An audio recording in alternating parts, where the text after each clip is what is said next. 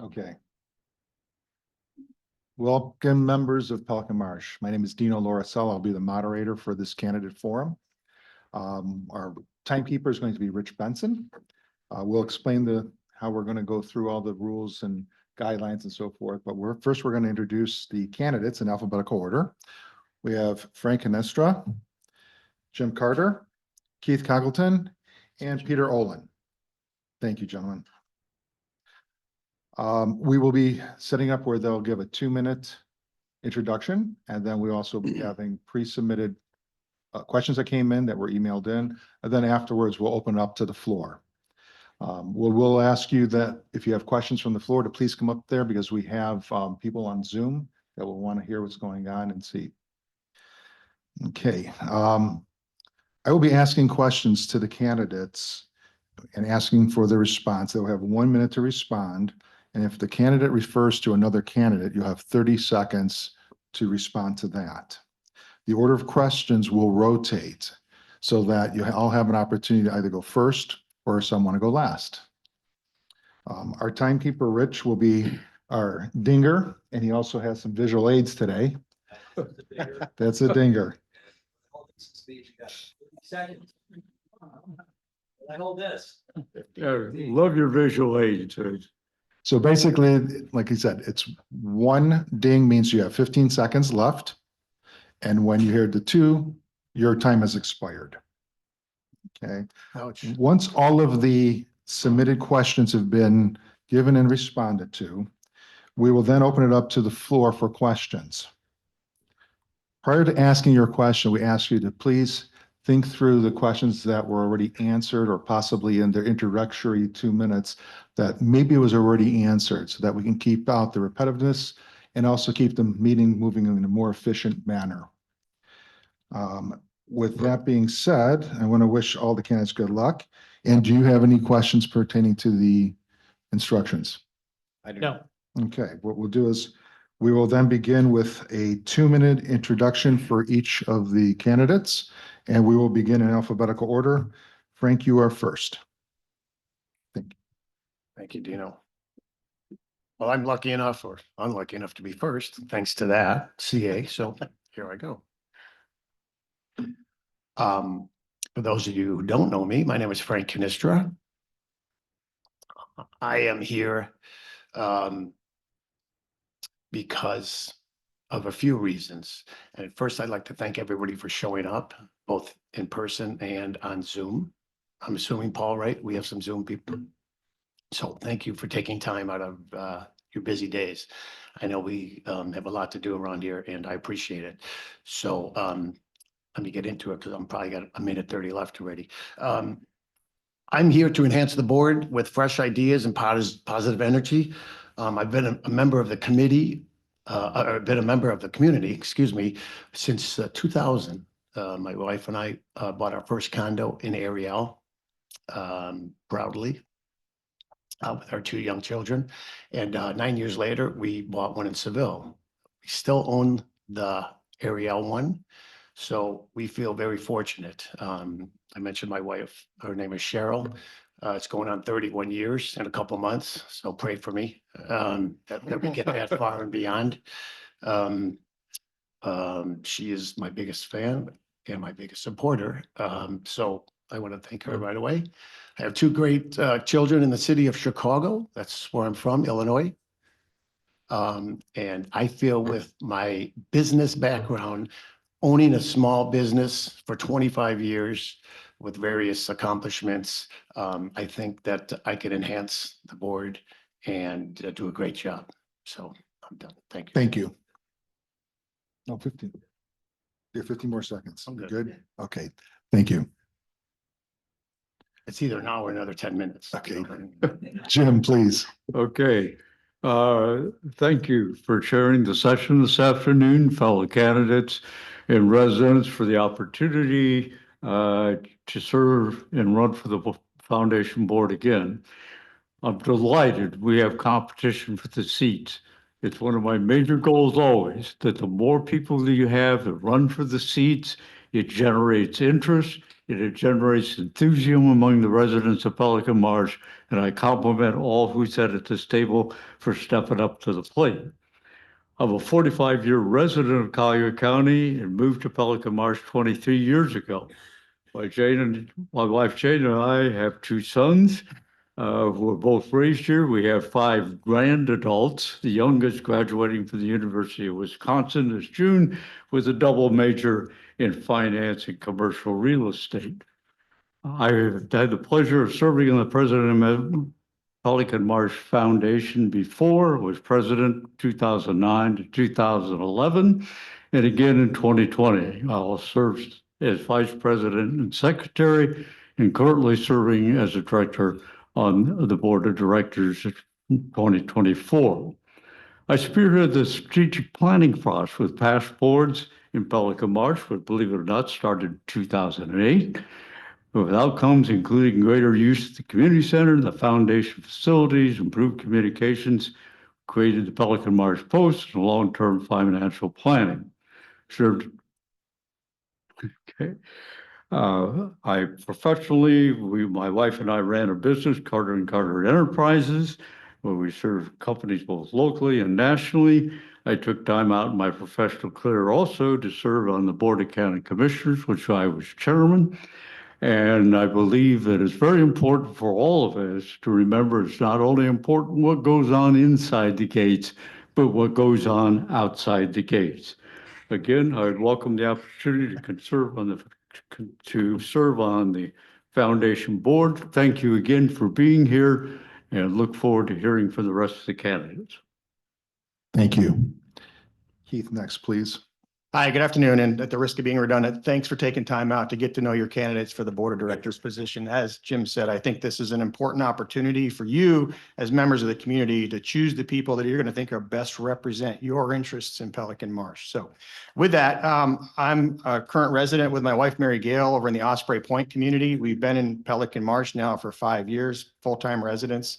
We bought our initial property over in Troon Lakes, and after 4 years there, decided to make an opportunity move over to Osprey Point in a condominium versus a single family home, and really enjoying our time over in Osprey Point as well. There's so many nice people in Pelican Marsh, as you all know, to get to build community with. So we've been doing that. My background is I'm from Northern New York. I grew up in a small agricultural town up in Northern New York, went to school in Philadelphia at Villanova University, where I met my wife, Mary Gale. Worked for the government for a few years as a special operations officer in the United States Navy. After that, we decided to focus on raising the family. So I left the naval service to join Corning Incorporated, where I worked for 35 years in various different capacities, mostly in the technology realm, building factories, building processes, building products, which hopefully a lot of you have had the opportunity to use through your personal experiences. With that, one of my, what I'd like to be remembered for, I guess, as an individual is being a builder of not just things, but builder of organizations, a builder of communities. One of the early mentors I had in my career gave me the assignment of making the place better for the next guy that came behind. And I've really taken that approach to my career, is trying to do what I can to improve the organizations I participate in, the companies that I worked for, the communities that I live within. And my interest in serving on the board of Pelican Marsh is really to do just that. I want to make Pelican Marsh as compelling a place to be in 2025, 2050, wherever it is down the road, as it was for us when we first moved here. We love the sense of community Pelican Marsh offers, and I appreciate the time to share that with you today. Thank you. Thank you. Peter, please. Good afternoon, everyone. And I'm just going to echo what the other candidates have said. It's thank you for coming and taking an interest in the candidates. I thank everyone, the organizers, for putting this together. Very quickly, my background, Pelican Marsh, and specifically at Claremont now for about 2+ years as a resident. And I've been, excuse me, an attorney now for 20+ years, and which has started my practice in England, and now have been in New York. So specifically, why would I like to run for the board? I think is the same reason that all of you are here. You have an interest and you appreciate the value of the community center. The value stems from not just the monetary value it brings to having it here to increase the value of your property, but at the same time, you value what it brings in terms of fellowship and the ability for us to come together as a community to do bocce, tennis, where the case may be. And now with the renewed emphasis on long-term commitments and long-term planning, I think it's important that whatever approach is taken, that we have these two values in mind. So I want to be able to help the community and specifically board when making decisions, have that in place. So two ways, specifically with the board, with my background in law, I've done a lot of work in the field of corporate, commercial, and some sports. I've worked with bank, I've worked with entrepreneurs. So I feel my skills lend themselves to helping the board analyze contracts, deal with issues, due diligence, question things. And also the fact that I'm familiar with lawyer speak would give me an opportunity to at least spearhead some of the initial work on that front. I think the second thing is you have my commitment of there being a fair process, which involves there being an open, honest communication, because at the end of the day, decisions that a board make, not everyone agrees with. But I think we can all come to the reasonable conclusion. If the process is fair, we could acknowledge that the board fulfilled its fiduciary obligation to do what's in the best interest of the community as a whole and not just a select few. Thank you. Thank you. Okay, the following questions in no particular order were submitted to the foundation, and they're going to be asked again in alphabetical order. And each question will change then, and we'll give the second person and third and fourth so they have opportunities to go either first or last. First question is, what do you see as the top 3 key issues that Pelican Marsh needs to address in its long-range plan? And what are your preliminary thoughts on how to address those? Frank, I'm going to ask you to go first, please. Correct.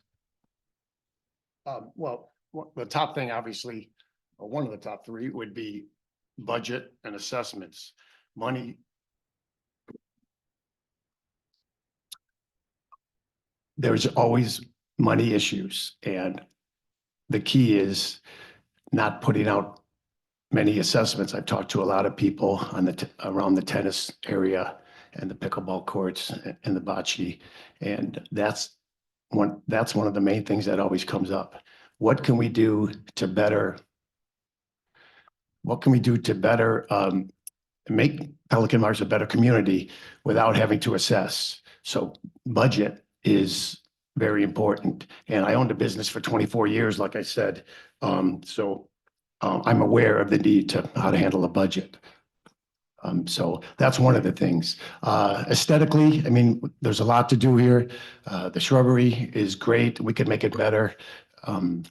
Tennis courts, the bocce, we could always add on and make improvements there too. So, okay, that's 2. I'll leave you hanging on the 3rd. Thank you. Jim. The long-range planning is a critical process. Within that, we have to continue to assess and get input from the community. Now, that is one piece of the puzzle. As was mentioned, you've got the financial part of it to lay down alongside of that. And third, and probably most important, you have a limitation of 5.5 acres here, and there's not a great deal you can do beyond the existing amenities that we have here. So if you're going to dig down on financial planning, that's the first step. You get the input from the community. And then I believe beyond that, you've got to start thinking about even looking at focus groups to even fine tune that, and then ask ourselves, what can we do? What is the greatest need? What is the cost benefit ratio? Who's going to benefit most from whatever we do? It is an ongoing process that never can be stopped. Thank you. Keith? Okay, I guess the key things for me really are creating the vision for the future. What do we as residents of Pelican Marsh want this community to look like 10 years from now, 15 years from now, 20 years from now? So is that a single thing? No, obviously it's a very broad thing and it's very future looking, a very forward looking thing. And I really applaud Brian's efforts to lead the visionary committee to look at the future. What does the advanced planning look like so we meet the needs of the community in the future? I think that is a key thing, having a good vision for what we as the residents want Pelican Marsh to look like in 10 years, let's say. We got to do it fiduciarily responsible. We have to manage the money of the residents in a way that it's going to be satisfying to them, not only as a user of those amenities that are available, but also as those that are paying for them. And that really brings the last one, which is the value add piece, right? We want to add value in a way that's going to make Pelican Marsh a compelling place to be 10 years from now, 15 years from now, 20 years from now. We don't want to be looked at as that tired old community down the road. We want to be looked at as the center of the activity hub in Southwest Florida, right? Naples. Thank you. Okay, our next question that was submitted. I believe, do you know, I still need to answer? I'm sorry. Just a point of clarification about the question. Is it three things in the long term or is it three things now going forward? Long-range plan is what the question was. Okay, well, as has been echoed by all the candidates here, we have to listen to the community. I know we have a survey, so we need to find out what it is. But anticipating this and having spoken to a number of our community members, had a chance to speak with Paul separately and speak with Patrick in the gym, I think one thing which is apparent, and it seems to also have come across on the January 7th workshop, is the gym. If you look at the numbers, the gym is the one through usage, especially last January, which is almost double to taking together pickleball and tennis. So I think it's important to focus on that. How we do that, I think tied to that is also parking, because parking also limits what we can do. So there must be certain trade-offs. And I also think we need to also consider in the near future, how can we manage during peak season? Because that really becomes the issue of how we can be creative in the meantime as a way to bridge as we start putting together, as everyone's saying, a holistic plan to address the issues in a more holistic way going forward. Thank you. Thank you. My apologies. No, it's all good. That's what I'm supposed to cross these off. Okay. Our next question that was submitted was, what is your primary skill that the board can rely on if you are elected? And this time we're going to start with Jim going first, please. You want to start in the middle, okay. Experience. I have been here, I have worked through the processes. I think I really understand this community. I was here when this building was built. I was part of getting it paid off, was the primary goal. I think I understand the community. I've been around, I know the people, I play sports here. I've participated in many, many events. So I will say my strength coming to this board is experience, a historian who will try to help a board never recreate the wheel. Look at what we've done, what we can do, and fold in every input that we can get from the community. It is a never-ending process of communicating and getting feedback from the residents. We need that all the time. We have to be very, very careful that we don't put one priority ahead of another, no matter what your interests are on the board. Whether as a former tennis player, I've always looked at what is the best for Pelican Marsh? And that's what I bring to the table. And what I'm going to do is I'm going to repeat the question for each of you. What is your primary, Keith, this is for you. What is your primary skill that the board can rely on if you are elected? I'd have to say it's my ability to manage large-scale programs and projects. I've had a lot of experience managing projects and programs up to $200 million internationally with multifunctional teams, everything from legal to finance to HR, technology folks, and so on. That I think gave me a lot of experience in how to organize people, get everybody aligned on a common vision and a common purpose, and then put plans in place to be able to execute the project in a way that's efficient and to the satisfaction of everybody, all the stakeholders involved, all the vested interest parties. I think along with that, I have a real appreciation for managing money at a personal level, right? So my wife has taught me frugality over our life together. She's a very frugal person, often seen over at Goodwill or some of the local shops. And we share that, right? So we enjoy doing things together. We work very closely together, and I understand the value of a dollar. And it's not just my dollars, it's your dollars as well. And I will respect that if I'm given the opportunity to fill this position. Thank you. Okay, Peter, what is your primary skill that the board can rely on if you are elected?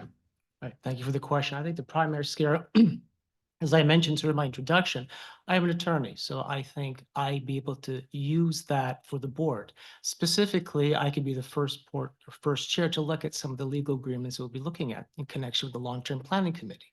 I could also be in a position to interact and manage fellow attorneys on and working on deals and things of that nature. But also in the context of providing legal skill, I think my experience in the field has taught me, as we're saying here, about different skills, one of which and is the experience that we have from former members of the board or people still sitting here, Jim, one of which was you.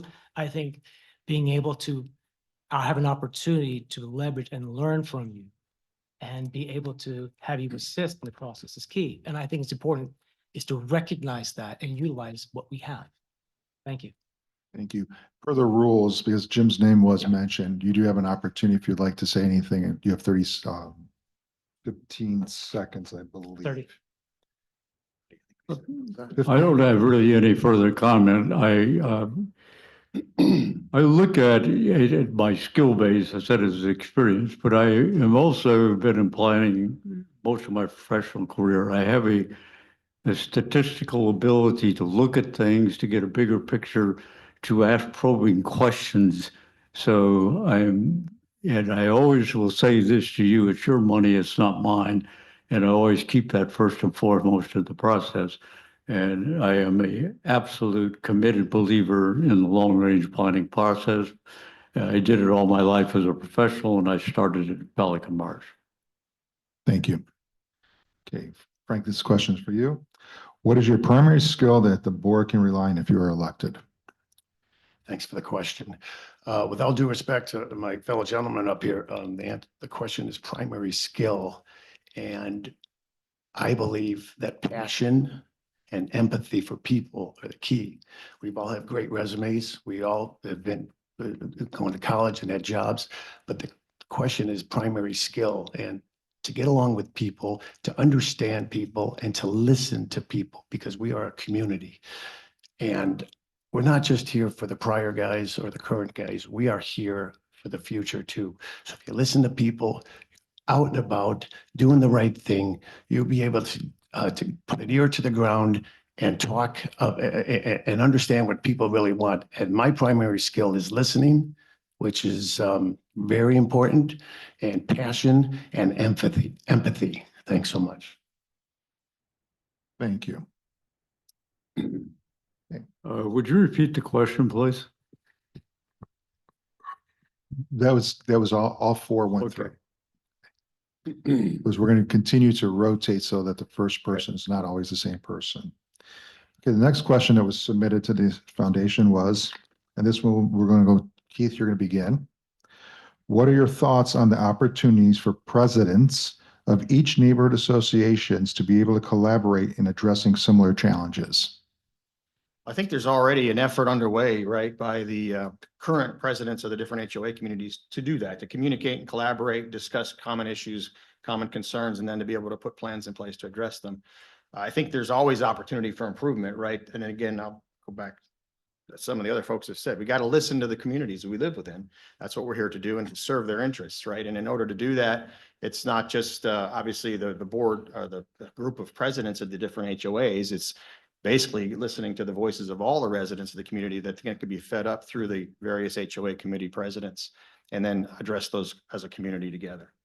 So with that, I think that I'm not personally involved with that group as they're working today, but I do think there's probably some opportunity to continue to build on that base that's been created and look for opportunities to improve, again, Pelican Marsh for the future, right? It's about us collectively, not any one of the individual communities.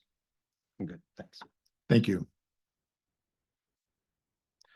Okay, again, this one is going to Peter. What are your thoughts on the opportunities for the presidents of each neighborhood association collaborating and addressing similar challenges? Okay, thank you for the question. I think that the common theme is we would like to get input. And I think one way of getting at it, different associations come together and sharing knowledge, sharing concerns that we may have. And if we can use the experiences and leverage into economies of scale to solve problems, why not? I think one good example would be an upcoming issue, Comcast In about 2 years, the agreement's going to come for renewal. Why not get some input through the channels of our local HOAs to say, what do people think? Should we think about renewing it? Should we think about other opportunities? So I think that's just one example how we could use that to sort of facilitate the overall development. Because at the end of the day, each HOA is connected in some way to the greater community that we serve here. So I think it only benefits. Thank you. Thank you. Okay, Frank, same question. What are your thoughts on the opportunities for the presidents of each neighborhood association collaborating and addressing similar challenges? I think it's a wonderful idea. Sharing knowledge is so important. And amongst all the residents and community, we're always bouncing things off each other, but having the heads of each village and community talk and share what we all express as concerns or even ideas is wonderful. I think subcommittees, boards are great, but subcommittees are really what gets driving the most important points out, and it brings those ideas to the actual residents themselves. So any type of communication and extra communication would be great. So I'm for that. Thank you. Under the first planning process, we did establish a president's council or president's association. And at one time, the board was very close to that association. We interacted well. There was a liaison from the board of directors to the president's council.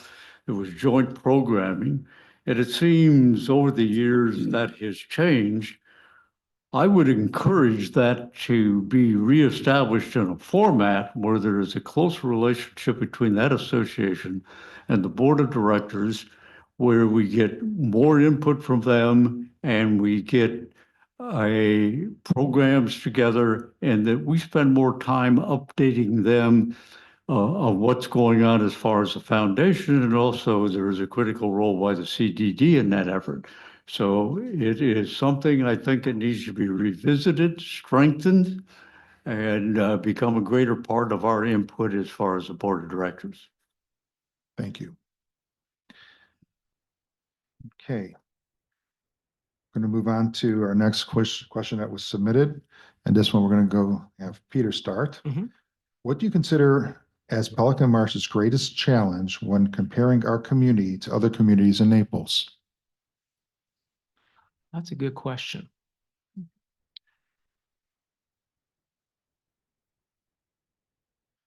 I think the greatest challenges, and I'm talking specifically when it comes to the context of the community center, has been alluded to, we are restricted by, we have 5.4 acres of which to do what we need to do. I think that is something that's unique to Pelican Marsh. And, you know, big thanks to Paul, his team, all the committee members and other people have found ways to manage it. I think what we need to do is, in which in large part our long-range planning committee needs to be very cognizant of, we need to continue to find perhaps creative solutions. If we're landlocked here, maybe we find ways of trying to expand, and perhaps parking across the street with the golf club or other things like that. But I really think the fact that we are restricted to the limited acreage is a challenge. And it's one that we face day to day, and it's something that, you know, I look forward to solving as well. Thank you. Okay, Frank, what do you consider as Pelican Marsh's greatest challenge when comparing our community to other communities in Naples? There's going to be some repetitiveness here, but we are landlocked. I mean, no matter how you look at it, what you do, you only have roughly 5.5 acres. So that poses a problem, not an insolvable problem, but a problem that we all have to get together as a community. Again, any of us up here are individuals, and it's not for us to decide. That's what makes it so nice, is the community out here. Everybody contributes, but the biggest issue is space and land. And while that's been discussed many times over the years, it's something that still needs a lot of work, in my opinion. And I think there's ways, and I have a few ways. which I will gladly talk to anybody after the meeting. Thank you. Thank you. Well, we're a community that's probably at least 35 years old. But remember, we are location, location, location. We have the best community in Southwest Florida, or at least if you look at the lakes, the trees, the way this thing is laid out, it is fantastic. So what we have to do is capitalize on what we have. We're not going to get any more space. You're not going to change the size of the community. What you take is what you have, and you work cooperatively with the CDD, who's a major factor, and we take what we have and always look at how do we maximize it and utilize it to the best, keeping in mind what the needs are of the community. And I don't look at it as a negative. I look at it as a positive because we're so unique in what we have and where we're located and the easy access to the rest of Florida. Thank you. Keith, what do you consider as Pelican Marsh's greatest challenge when comparing our community to other communities in Naples? Yeah, so a lot of us have the opportunity to visit these other communities and see some of the newer communities and what they're bringing in the way of amenities in their local communities. I think obviously has been stated by my fellow candidates here is our constraints are the biggest challenge that we have. The constraints for space, right? We've got 5.4 acres. The constraints for the facilities that we already have and working within the space that we have there, but also the financial constraints, right? Because we need to be respectful of that. I think a lot of problems can be solved with money. The challenge for the board, I believe, is to be able to make the most of the opportunity that we have within the constraints that we have, but also, as has been alluded to here, what are some constraints that maybe we can address and maybe break some of those constraints or at least flex them a little bit to give us more space or maybe to give us some more opportunity within the space that we have and look at that as well. As so our biggest opportunity really or challenge is that. That's it. Thank you. Okay, so we've gone full circle. I'm going to come back to Frank now. We're going to ask him this question. What is your position on converting tennis court number 2 into pickleball courts?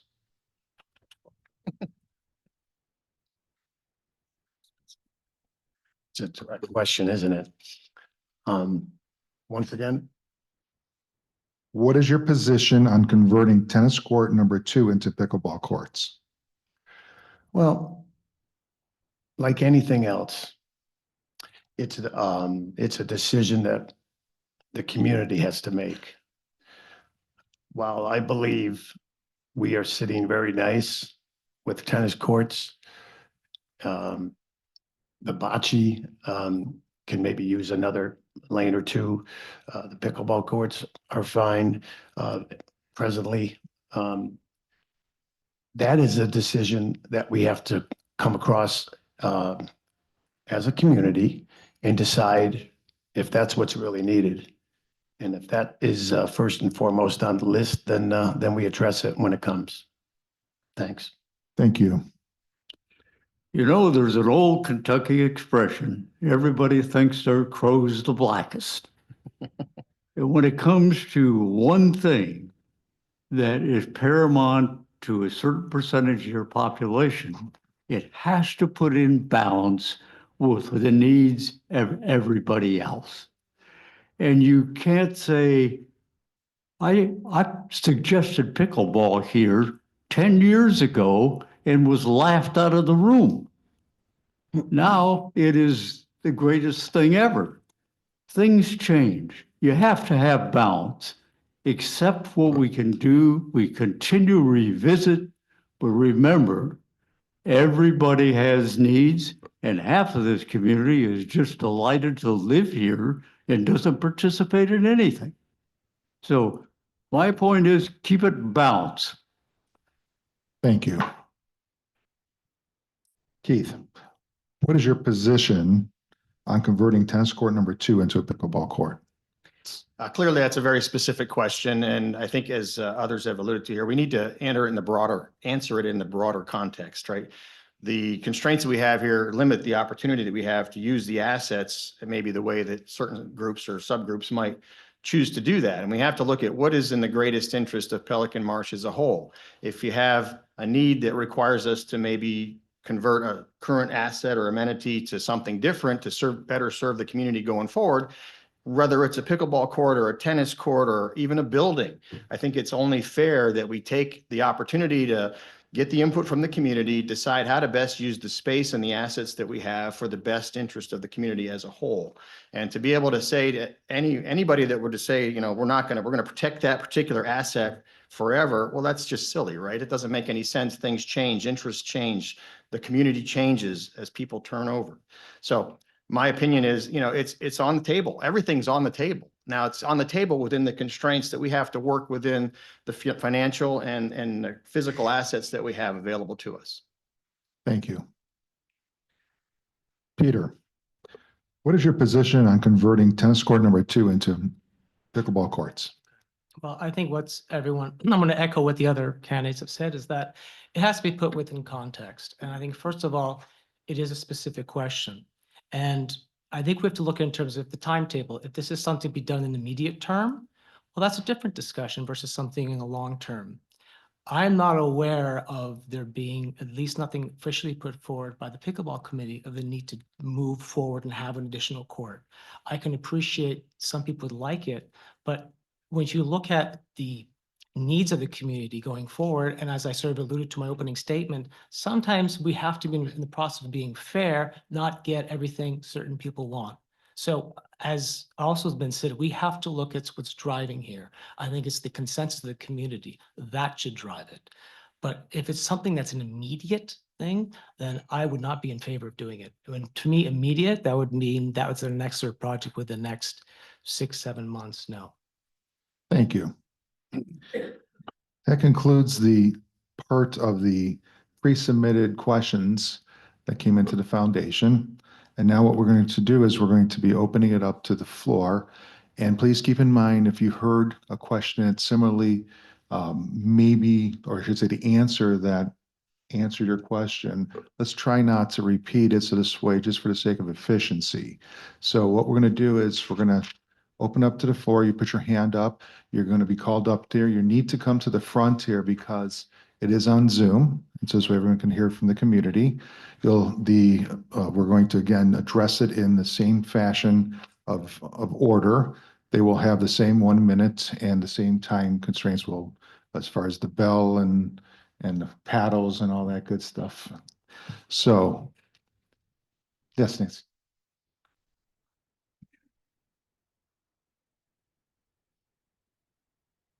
I'm Nancy Tuck. I live in Claremont. If I could, I just have one quick one for Frank and then one for everybody. For Frank, if you could just tell us what particular business that you had as a small business. And then for everyone, if you could just tell us what made you decide to run for the board at this time. May I go first? Thank you. Sorry, I'm looking at 15s and 30s all day, so if I didn't say it, my apology. I was in 2 different businesses for the most part of my life. I was in the movie industry working for 20th Century Fox, where I enjoyed traveling and meeting a lot of special people. And that was wonderful. And then I took over, then I did a 180 and took over my insurance, the insurance business from my father. This too, okay. My father got sick with cancer. He had asked me to take over. I went from the movie industry to the insurance industry, and I worked as an Allstate agent, a small business, and had people working in my office for 24 years. So thanks for asking. Can you please repeat your question? So the other question for everybody is what made you decide to run for the board at this time? And at this, Thank you for the question. Running again, I bring the depth and breadth of experience from my years here in Pelican Marsh. I also believe that I'm very concerned always about how we finance projects. Historically, we have always done it through transfer fees. It's worked for everything. Or if we borrowed money from a bank, we paid for it that way. I am not an advocate of assessing the residents for any of these facilities. I think we have the mechanism to get there to do it within the means that we have. And I am really encouraged by the long-range planning and finance committees working together, and I'd like to continue to support that effort. Thank you, Keith. Okay. Thank you for the question, Nancy. So my reason for running for the board is because Pelican Marsh is my home for the foreseeable future. Mary Gail and I moved here 5 years ago. We've lived here as full-time residents since. I'm very invested in the community in the sense that this is the home that I foresee having for the rest of my life. Because of that, and because of the experiences that I have, I want to, as I said earlier, leave it better for the next generation, right? I want to do what I can to help improve the community. I frankly was very impressed with what was accomplished by the current board in their term in office. I think we've all benefited from Courtside, the restaurant. We've been benefited from additional pickleball courts. Frankly, it's just a wonderful place to live, and I want to see if I can maybe add some value there as well and make a contribution going forward that I can be proud of in hindsight. So that's my interest. Thank you. Peter? Yeah. So thank you, Nancy, for your question. And as I sort of alluded to in my opening statement, I am running specifically because of right now, we're looking at long-term plans. And I think long-term plans should be holistic, which involve not just looking at the monetary value that it brings, but also the fact that this space functions as a place where we come together as a community. And I think that needs to be a perspective going forward, which involves a decision-making process that is one of fair, which involves what we're doing today. People coming in, voicing their concerns. And I think because we're at this juncture, I feel I can help do that and facilitate that. Thank you. Thank you. Thank you, Nancy. The reason I ran for this board is, like I mentioned earlier, I've been a Pelican Marsh community member for 25 years. And I haven't been here all that time. Just recently, I sold my business. And I have gotten a lot more involved in the last couple of years after I sold my business. And like I said earlier, my ear is always to the ground. And I talk to probably, with all due respect to my fellow panel members, I talk to more people than anybody all the time. And I've got people coming up to me saying, Frank, you must sleep underneath the ground. So the reason I'm here is to already, to enhance an already great board. But to add my knowledge with my insurance background, I have a value and then some, and I think I can help all of us strive to get to where we want to be. Thanks. Thank you. Any other questions from the floor?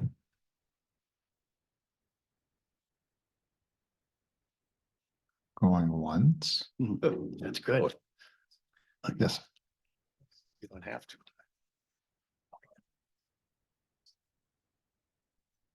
Goldstein, Claremont. I've been a resident for 20 years. Yes, and all the changes. When they were built, there was a little. It's a good job. I was here when they were, this building was a little shack. They tore it down. They built a new building. What I noticed over the years is that the number of people who utilize this building has been growing. Good example is Trivia, where they get 25 tables with 8 people at a table. This room has kind of outrun its usefulness. What are your thoughts long-term for this building? Is this addressed to all of the, okay, we're going to start with Keith, please. Oh, great.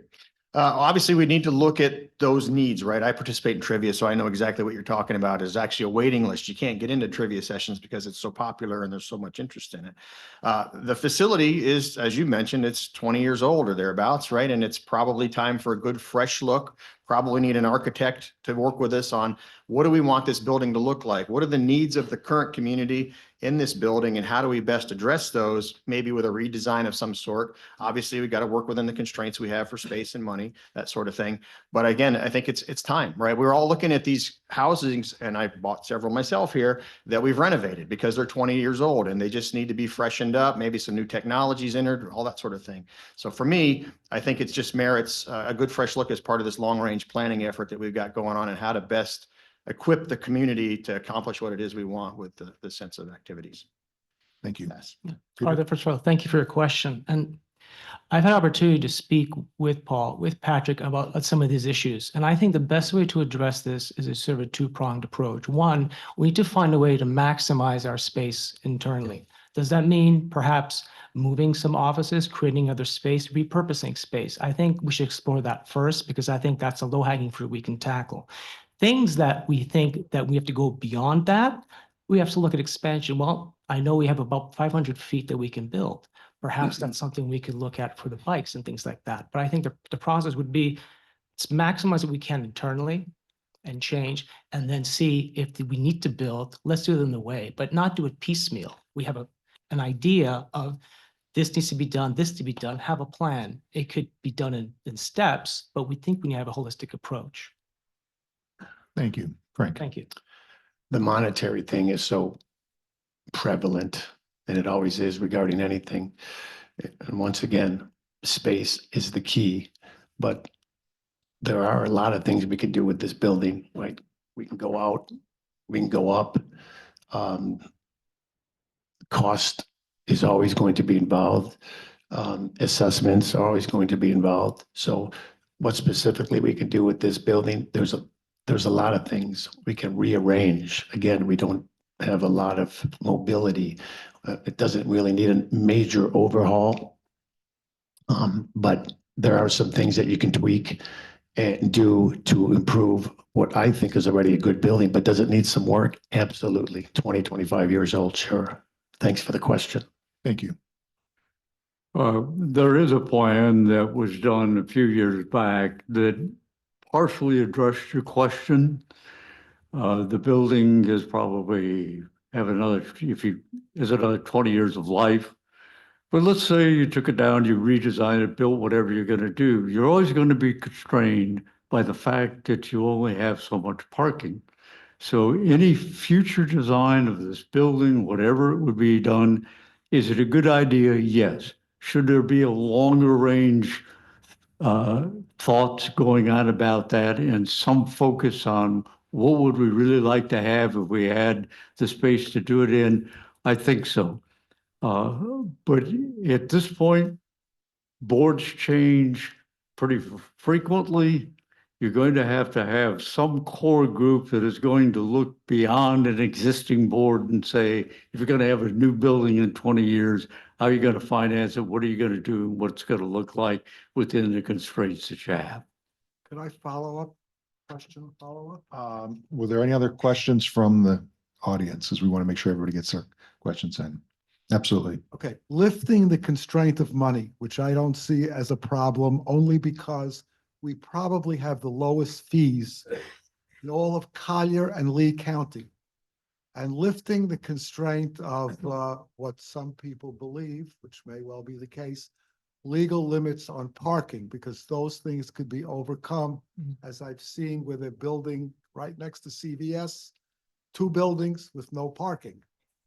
So what vision would you have? Let's say not 20 years, I'll be 100 years old in 20 years, but in the next 1 or 2 years, because that's your time. We're gonna, is this directed to all of the, Directed to- Peter, would you please start? Yeah, sure. I think, as I mentioned, I think the low-hanging fruit would be to what can we do with the current space? Can we reorganize? Can we repurpose it? I think that's where we could start. And I think that would be the easiest to do and the most cost-efficient way.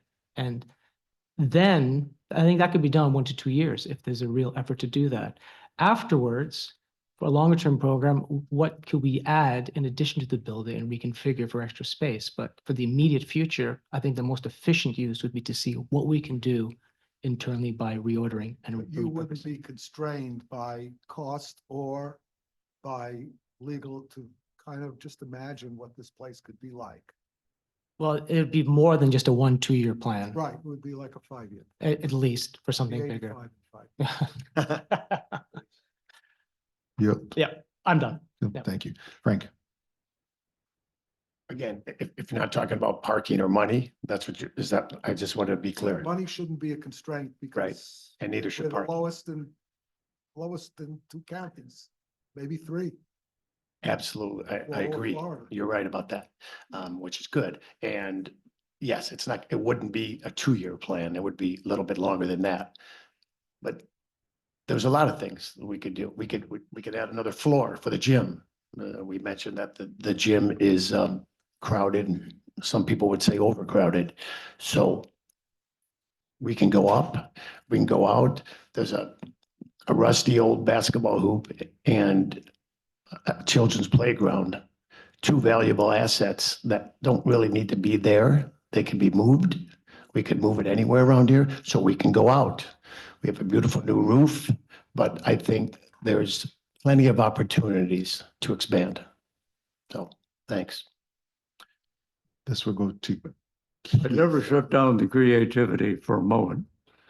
We do have an existing plan where you can do some expansion here and create more space for the fitness center, and we have the parking to accommodate that. You go beyond that, Lou, it's a whole different ballgame. And I don't think I said, never shut down the creativity, and you could have a group of people working on it. But you have to always come to the realization there are constraints. And if you redid this whole campus, what would it cost? Who's going to invest in it? Are people in this room want to put money into something they'll never see? That's a very interesting question. I think that always should be explored through the total community in input because it's their money. thank you. Keith?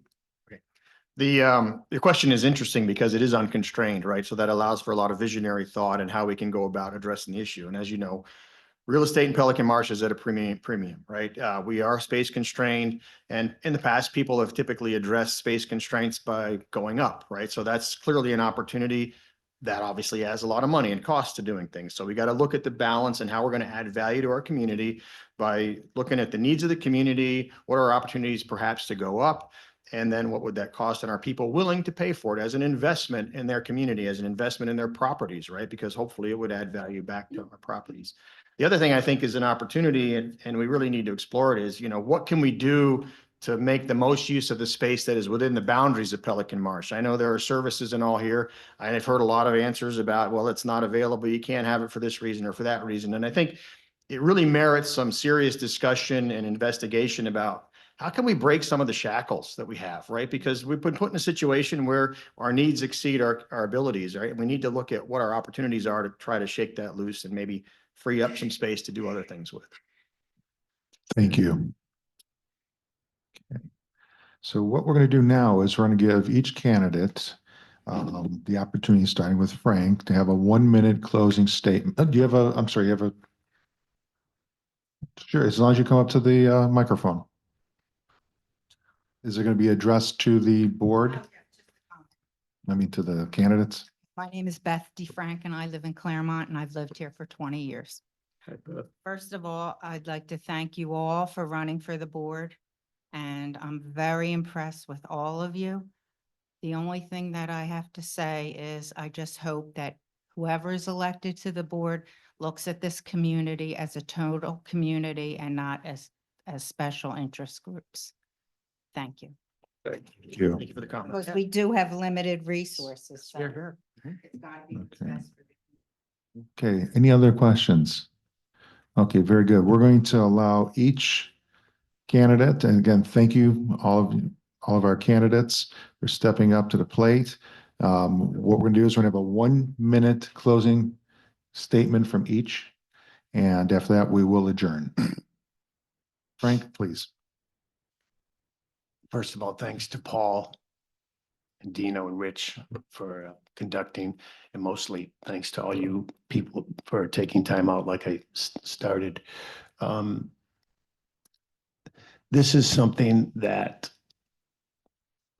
I've been thinking about very heavily for the last couple of years. I really do believe my passion, my integrity, and my honesty and listening to people, I really do believe that could help all of us.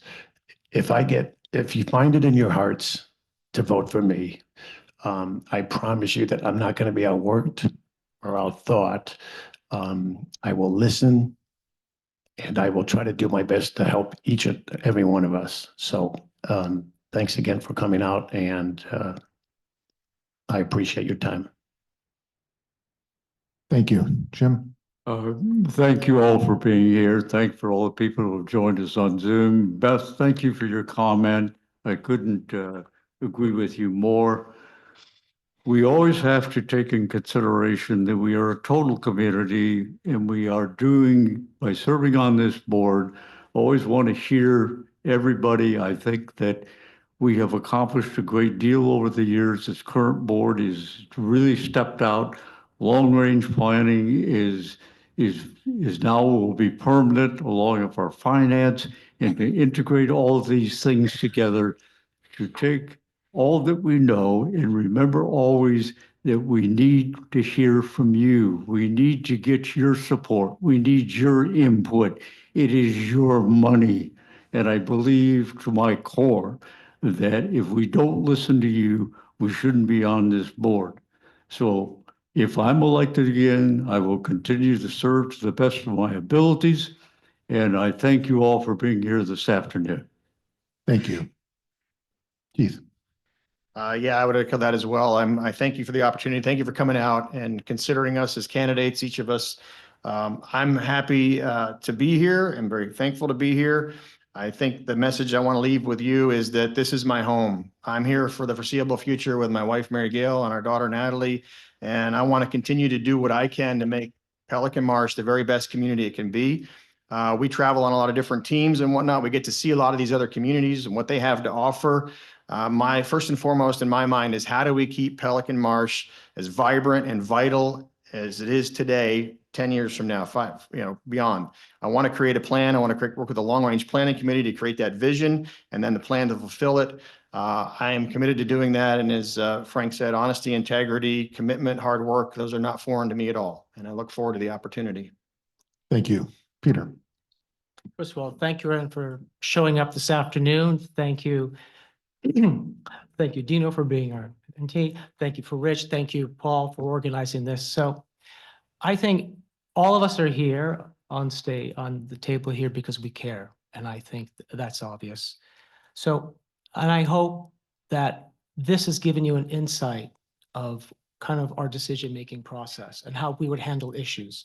And hopefully I was able to get across a couple of things, one of which I do share a holistic thinking. And as Beth was saying, whatever decision we make on a board, we have to keep in mind our fiduciary duty, that is to the greater community. We have to sometimes make decisions that will be difficult and may not agree with, but we do it in a fair process. I think people at least can get along with the decision, understand it was done in that context. And I think that's an important thing to go forward. And I think one of the other things that even though I've been here the shortest residence, I also took it upon myself to get smart on the issues. I actively reached out to committees. I've actually actively reached out to many other members of the community and asked them.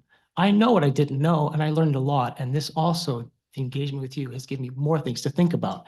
And I promise you that's something I'll continue as being a member of the board to give you a holistic picture. Thank you very much, everybody. Thank you. Thank you to all the candidates, all those on Zoom, all of our community members here. Remember when it's time to vote to utilize electronic voting. And if you haven't hooked up, can they still sign up for electronic voting? Okay. We did not sign up for electronic voting because the ballot's been mailed out. For We'll 14 receive the ballots days. this week. And those who did sign up for electronic voting will receive the ballots on Friday, tomorrow. So watch that for your email. If you don't get it, please contact the foundation. Thank you, everyone. Thank you, guys. Good job. Peter. Oh, yeah, I like this. I'm going to keep those. I'm going to keep them. I think it's how to use the brackets.